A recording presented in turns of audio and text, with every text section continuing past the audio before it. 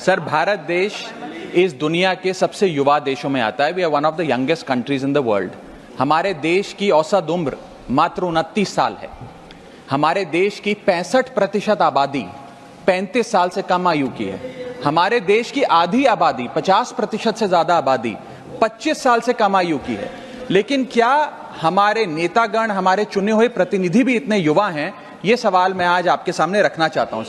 Sir, आपको जानकर अचंभा होगा कि फर्स्ट लोकसभा जब इस देश की चुनी गई थी, जब देश आजाद हुआ, पहली बार लोकसभा का चुनाव हुआ, तो उस लोकसभा में 26% लोग 40 साल से कम आयु के थे।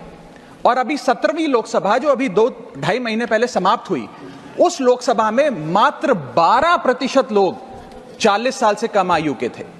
तो जैसे जैसे देश जवान हो रहा है, हमारे चुने हुए प्रतिनिधि उस जवानी से काफी दूर होते जा रहे हैं। We are a young country with old politicians. We must aspire to become a young country with young politicians. और ये क्यों हो रहा है सर? ये इसलिए हो रहा है क्योंकि politics is considered to be a bad profession. जब बच्चा बड़ा होता है तो माँ बाप कहते हैं कि बड़े होके बेटा डॉक्टर बनना, इंजीनियर बनना, स्पोर्ट्स पर्सन बनना, साइंटिस्ट बनना, चार्टर्ड अकाउंटेंट बनना। कोई ये नहीं कहता कि बड़ा होके नेता बनना, राजनीति में जाना। तो मुझे लगता है कि आज हमें युवाओं को इंसेंटिवाइज करने की जरूरत है ताकि वो भारत की मुख्य धारा की राजनीति में आएं। और इसके लिए सर मैं ये सुझाव लाया हूं कि, और मेरे आपके माध्यम से निवेदन है भारत सरकार से, कि इस देश में चुनाव लड़ने की उम्र 25 साल है।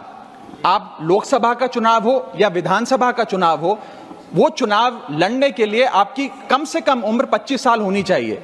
मैं आपके माध्यम से ये सरकार से निवेदन करना चाहता हूं कि सरकार उस उम्र को 25 से घटाकर 21 साल करे, और 21 साल का युवा हमारी मुख्य धारा की राजनीति में अगर आना चाहता है, चुनाव लड़ना चाहता है, तो उसे अनुमति मिलनी चाहिए। सर, जब देश का युवा 18 साल की उम्र में वोट डालकर अपने सरकार चुन सकता है, देश का भविष्य चुन सकता है, तो वो 21 साल की उम्र में चुनाव भी जरूर लड़ सकता है।